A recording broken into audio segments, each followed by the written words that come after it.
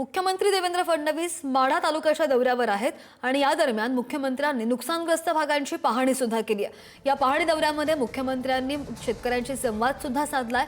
शेतकऱ्यांना तातडीची मदत देऊ असं सुद्धा फडणवीसांनी म्हटलंय। घरांचं नुकसान झालेल्यांना सुद्धा मदत मिळणार असंही फडणवीसांनी म्हटलेलं आहे। लागेल तितका निधी देण्याचा निर्णय झालेला आहे असं सुद्धा फडणवीस म्हणतात।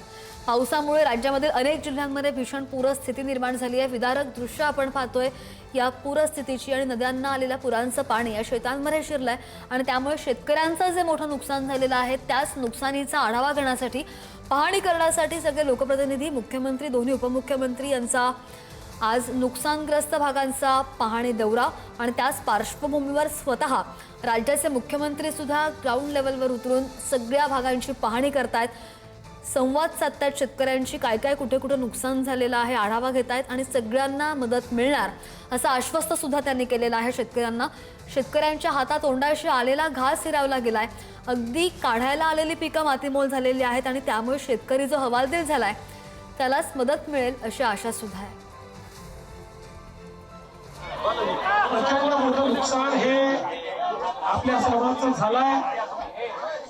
नदीचं पात्र हे देखील जवळपास बदलून गावातला काही भाग तर पूर्णपणे नदी खाली गेलेला आपल्याला पाहायला मिळतोय। लोकांच्या घरामध्ये देखील मोठ्या प्रमाणात पाणी हे शिरलेलं आहे।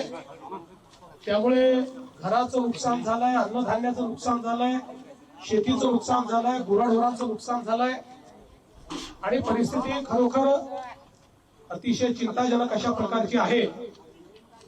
ही सगळी मी प्रत्यक्ष आपल्या डोळ्यांनी बघितलेली आहे। सरकार म्हणून आपण हा निर्णय घेतलेला आहे की आपण सर्वांना मदत करणार आहोत। शेती करता वेगळी मदत करणार आहोत, घरांकरता वेगळी मदत करणार आहोत, अन्नधान्याची मदत वेगळी करणार आहोत। शाळेचे नुकसान पाहून जे काही इन्फ्रास्ट्रक्चर आहे ते सगळं, रस्ते असतील, शाळा असेल, या सगळ्याकरता मदत आपण करणार आहोत।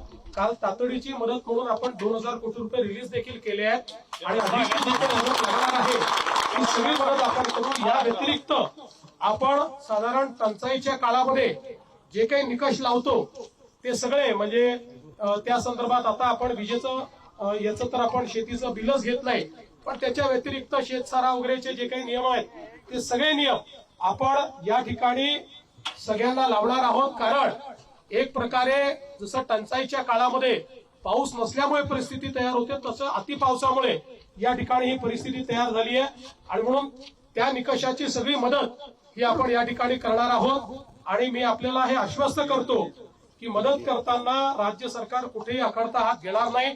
जी जास्तीत जास्त मदत आम्हाला करता येईल ती आम्ही करणार आहोत आणि गावातल्या बाकीही जी नुकसानी आहेत, कुठे रस्त्यांचं झालेलं आहे, कुठे शेत रस्त्यांचं झालेलं आहे, कुठे विजेचं झालंय, कुठे घराचं तर सांगितलंच आहे, कुठे शाळेचं झालंय, या सगळ्या याला राज्य सरकारच्या वतीनं मदत मिळेल। आपल्या सगळ्यांवर हे संकट आहे, पण या संकटात आपण सगळ्यांनी धीर ठेवावा, एकमेकाला धीर द्यावा। राज्य सरकारही आपल्या पाठीशी उभं राहील। मी एवढंच आपल्याला सांगतो। आज मला अनेक गावांमध्ये पोहोचायचं असल्यामुळे मी काही फार लांबलचक या ठिकाणी भाषण करणार नाही, पण एवढं सांगतो पूर्ण त्यांनाही मदत करू, व्यावसायिकांनाही आम्ही मदत करू, काळजी करू नका। त्यांच्या व्यवसायाचं नुकसान झालंय त्यांनाही आपण मदत करू।